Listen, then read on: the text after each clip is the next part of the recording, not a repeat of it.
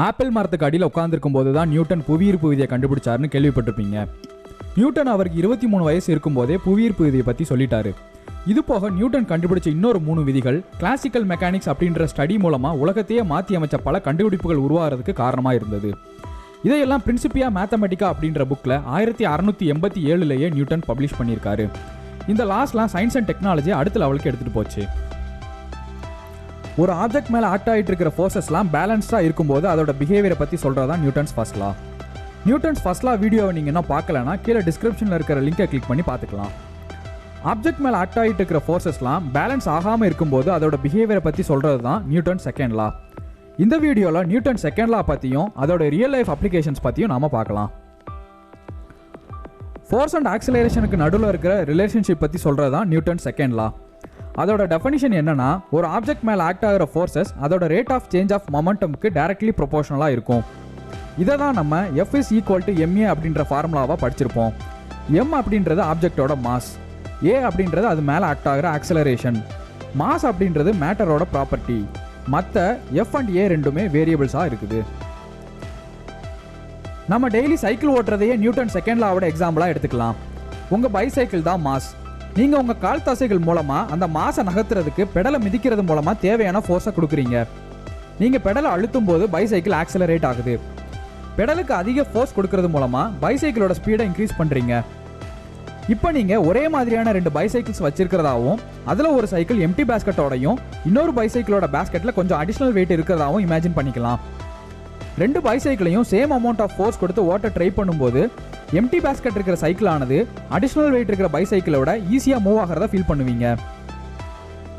Second பைசைக்கிளோட own weight plus additional வெயிட்டையும் சேர்த்து மூவ் பண்ணுறதுக்கு அதிக ஃபோர்ஸ் தேவைப்படுது. பைசைக்கிளை வச்சு நியூட்டன் செகண்ட் லாவோட அப்ளிகேஷனை பார்த்தோம். இப்போ நம்ம ஸ்பேஸுக்கு போக வேண்டிய நேரம். ராக்கெட் லான்ச் பண்ணுறப்ப ராக்கெட் ஃபியூல் ரிலீஸ் ஆகும்போது உருவாகிற ரேட் ஆஃப் சேஞ்ச் ஆஃப் மொமெண்டத்தை வச்சு தான் அந்த ராக்கெட்டுக்கு தேவையான ஃபோர்ஸை கால்குலேட் பண்ணுறாங்க. தொடக்க காலங்களில் ராக்கெட்டில் சாலிட் ஃபியூல்ஸ் தான் ப்ரொப்பலண்ட் ஏஜென்ட்ஸாக யூஸ் பண்ணப்பட்டது.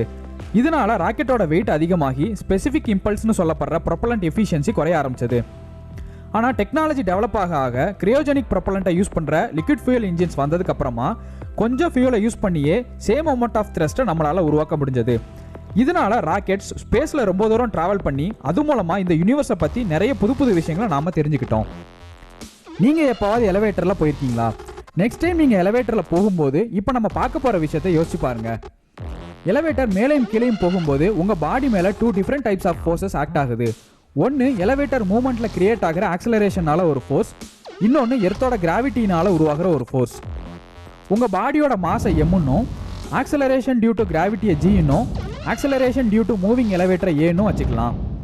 எலிவேட்டர் மேல் நோக்கி நகரும் போது உங்கள் பாடி மேலே ஆக்ட் ஆகிற நெட் ஃபோர்ஸஸ் mg + ma இருக்கும். இதனால ஆக்சுவல் வெயிட்டை விட ஹெவியாக இருக்கிற மாதிரி நீங்கள் ஃபீல் பண்ணுவீங்க.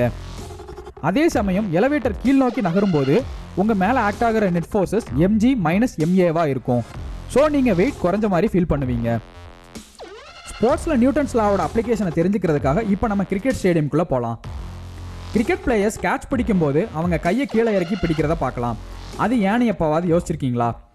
கையை கீழ் நோக்கி பிடிக்கிறது மூலமாக கேட்ச் பிடிக்கிறதுக்கான நேரத்தை பிளேயர்ஸ் இன்க்ரீஸ் பண்ணுறாங்க. இது மூலமாக பாலோட rate of change of momentum குறைஞ்சி நியூட்டன் செகண்ட் லா படி வேகமாக வர்ற பால் உங்கள் கை மேலே உருவாக்குற ஃபோர்ஸோட அளவு குறையுது. ஆனால் இந்தியன் கிரிக்கெட் பிளேயர் தோனியை இதுக்கு ஒரு விதிவிலக்குனே சொல்லலாம். ஏன்னா அவர் கேட்ச் பிடிக்கிற டைமை குறைக்கிறதுக்காக கையை ரொம்ப பின்னோக்கி நகர்த்துறது இல்லை. இதுதான் அவரை உலகத்தோட தலை சிறந்த விக்கெட் கீப்பராக மாற்றுது. இந்த வீடியோ பார்த்ததுக்கு ரொம்ப நன்றி.